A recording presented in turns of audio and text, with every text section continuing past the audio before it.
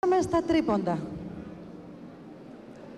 Ο παίκτης που κέρδισε σε αυτή την κατηγορία είναι ο περσινός παίκτης του ΠΑΟΚ, ο οποίος δεν βομβαρδίζει συχνά το καλάθι.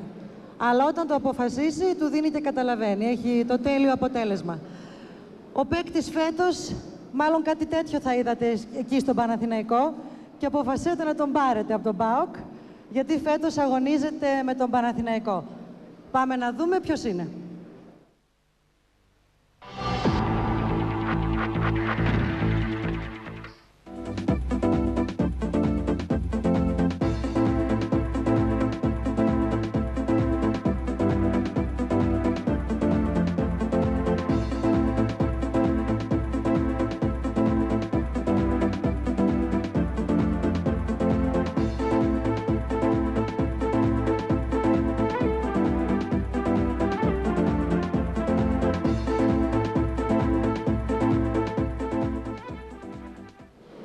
Ο Νίκος Μπουτούρης, φίλες και φίλοι,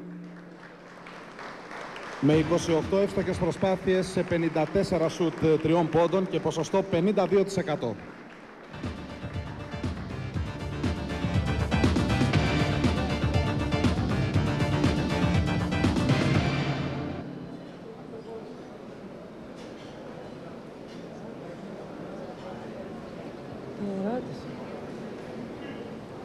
Νίκο, όταν αποφασίζεις να σουτάρεις για 3 πόντους, αυτό που παίζει καθοριστικότερο ρόλο είναι η σιγουριά για την ευστοχία ή το ρίσκο της στιγμής?